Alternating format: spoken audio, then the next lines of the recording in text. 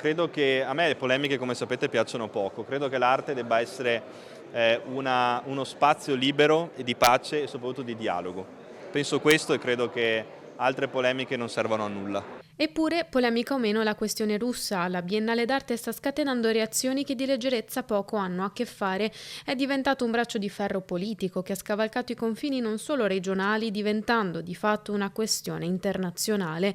A prendere posizione 22 paesi, tra cui Francia, Germania, Spagna e Ucraina, ma anche la Commissione europea, condannando la scelta del presidente Buttafuoco. Dall'Europa anche l'avvertimento che, data la decisione, potrebbe sospendere o cancellare un finanziamento europeo destinato alla Biennale pari a circa 2 milioni di euro. Ma non è la sola a contrapporsi per primo lo stesso governo, guerra aperta tra il ministro della Cultura e il presidente Buttafuoco. E chi ha ascoltato Giulia ha sentito parole durissime dopo il comunicato del ministero in cui veniva espressa la richiesta di dimissioni della rappresentante del MIC e consigliera Tamara Gregoretti per un venire meno del rapporto di fiducia da lei poi rifiutato. Giulia avrebbe detto che con la scelta di far esporre la Russia alla Biennale Buttafuoco starebbe arrecando un gravissimo danno.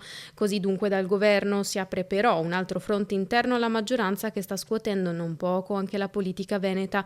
Da un lato la linea di Fratelli d'Italia, dall'altro la Lega. Da un lato i meloniani che si schierano con un non netto alla Russia, dall'altro i salviniani aperti al sì, in dimostrazione il presidente di regione. Che l'arte sia un posto in cui si favorisca il dialogo, si debba favorire il dialogo ovviamente si debba creare anche attraverso l'arte forme di dialogo, di confronto.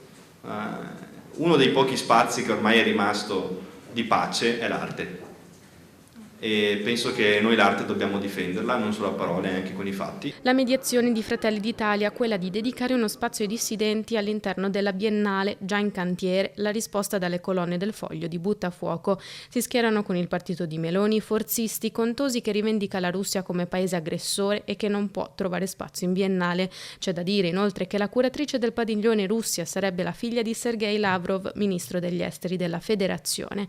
Palla ancora al centro, dunque, in una partita destinata a rimanere ancora aperta.